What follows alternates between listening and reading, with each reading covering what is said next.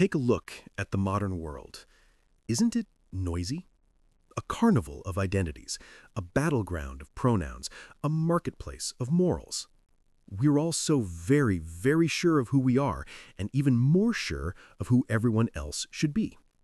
But what if I told you that this chaotic, hyper-individualistic landscape wasn't an accident? What if it was, in fact, the endgame of a century-old blueprint? A blueprint drawn by three very different and largely unseen architects. Tonight, we're not going to talk about conspiracy theories. We're going to talk about prophecies. We're going to analyze our world through the lenses of three men.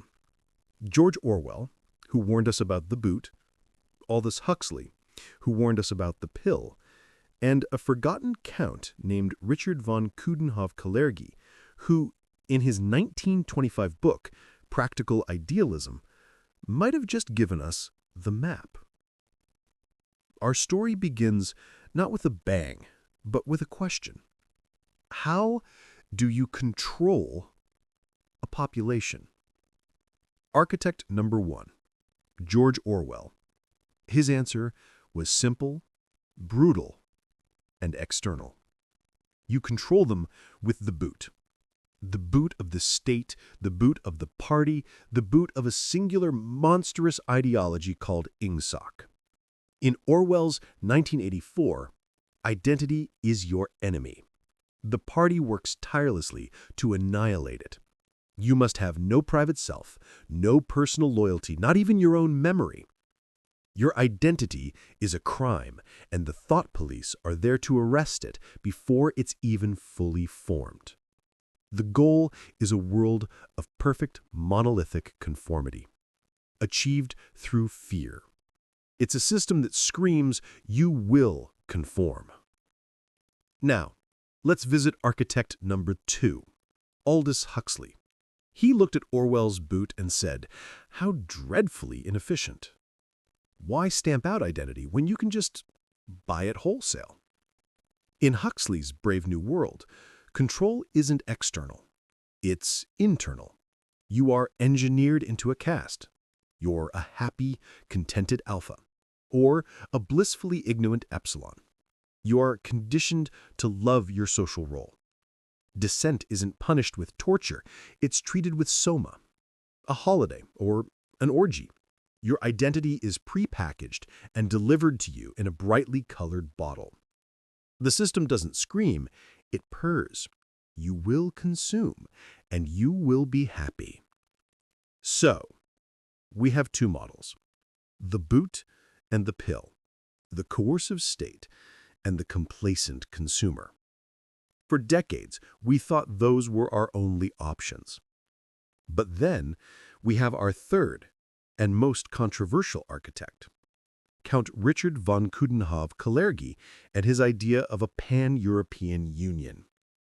Kalergi predicted the end of nationalism and the rise of a new, blended, post-racial European identity. He saw a future led by a spiritual and intellectual aristocracy, a neo-feudalism of the intelligent. His vision was of a continent where old tribal identities dissolved into a new, synthetic managerial class. Now, take these three blueprints, Orwell's boot, Huxley's pill, and Kalergi's blended aristocracy, and throw them into a blender.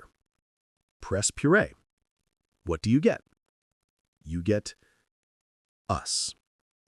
Welcome to the 21st century, where we are living in a hybrid dystopia. It's a system that has the audacity to use Huxley's methods to achieve a perversion of Kalergi's vision, all while maintaining the psychological terror of Orwell's world. Think about it. We are not beaten into conformity by a boot. We are curated into it by an algorithm. The algorithm is our soma. It feeds us the news, the products, and the social cues that reinforce our chosen or assigned tribe. It's a Huxleyan delight. But what is the product it's selling? It's selling identity itself. Not a national identity, but a fractal series of micro-identities based on race, gender, sexuality, and victimhood. It's a bizarre, market-driven realization of a Kalergi-like dissolution of old loyalties replaced by a new, ever-proliferating set of tribal labels. And here's the Orwellian twist. Within these new tribes, the thought police are alive and well. They're just decentralized. They're us. We are the ones who police the language, who enforce the ever-changing lexicon of newspeak. The crime isn't thought crime against Big Brother. It's a microaggression against the accepted dogma of your own identity group. The punishment isn't Room 101. It's cancellation, digital annihilation, a social memory hole. It's diabolically clever. The system encourages you, Huxleyan style, to express your authentic self. But then it defines that self within the narrowest possible ideological cages. You're given the illusion of choice while being funneled into a managed identity box. You are not a complex, contradictory human being. You are an ally or an oppressor. You are woke or you are a bigot.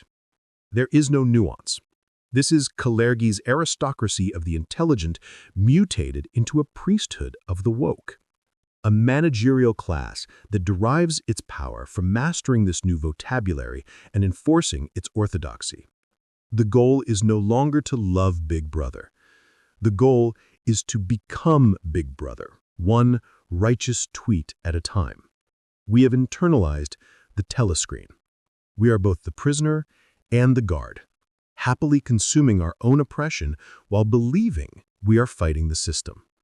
So, the next time you find yourself performing your identity online, or virtue signaling to your tribe, or feeling that surge of righteous fury at someone who used the wrong term, pause. Ask yourself, am I exercising my free will, or am I reading from a script written a century ago by a forgotten count, distributed by Huxleyan pleasure principle, and enforced by an Orwellian digital mob? The boot didn't disappear. It just became a sustainably sourced, ergonomically designed, gender-neutral sandal. And we are all happily stomping on our own faces with it. The question is, do you have the courage to take it off?